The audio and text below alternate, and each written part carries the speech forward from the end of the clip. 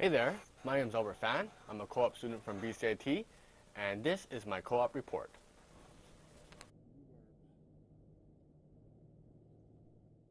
The co-op program gives students a chance to get a job and gain experience in their field of study.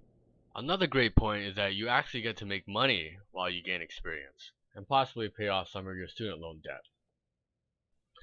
I managed to get a job here with the Canadian Coast Guard as a radio technician student, and I really do like working here. The environment is quite relaxed, the people are very friendly, there's no drama, and most, if not all my work is hands-on, which I do enjoy. The majority of my work involves either radio testing or radio installing, and a lot of that takes place on the road. I love road trips because you got to see a lot of different places, try different restaurants, and get a lot of overtime. So we put these radios on vehicles and boats so that the fisheries officers can properly communicate with each other. It's not exactly a very technical thing to do.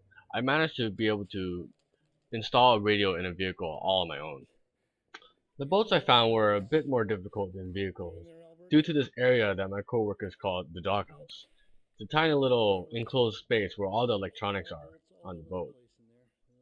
I was able to fit in there quite nicely, however.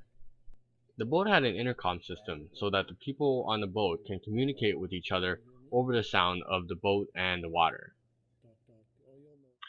Another place I go on the road to are radio repeater sites, which are on top of mountains. These sites repeat the radio signals so that the radios can cover a lot more area. The coolest road trip that I went on actually involved a helicopter ride to a remote mountaintop.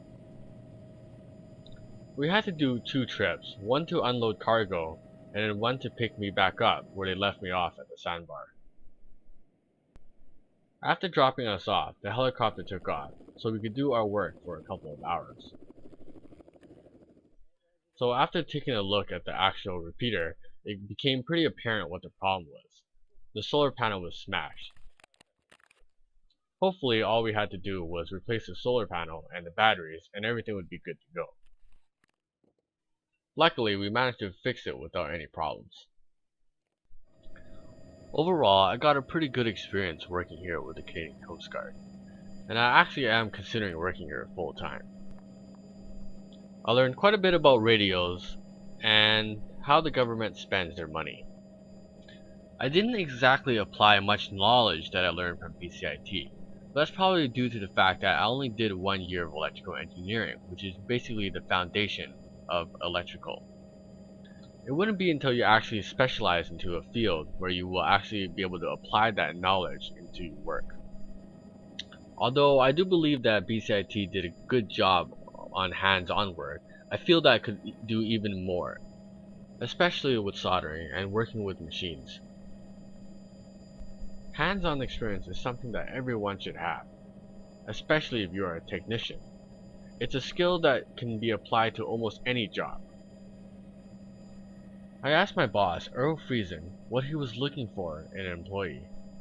He said the main thing that was important was that you had interest, determination, and curiosity in things technical, as well as having a lot of hands-on experience. I also asked him how BCIT can improve its courses for its students, and he said that BCIT should actually do funding to promote technology in high schools to get them interested at a young age. In conclusion, co-op is a great program that every student should at least try to get into. You get to have experience in your field of study, as well as getting a chance to see what kind of work you like to do. I hope you learned something about co-op and working with the Canadian Coast Guard from this video. Until next time, I'm Albert Fan.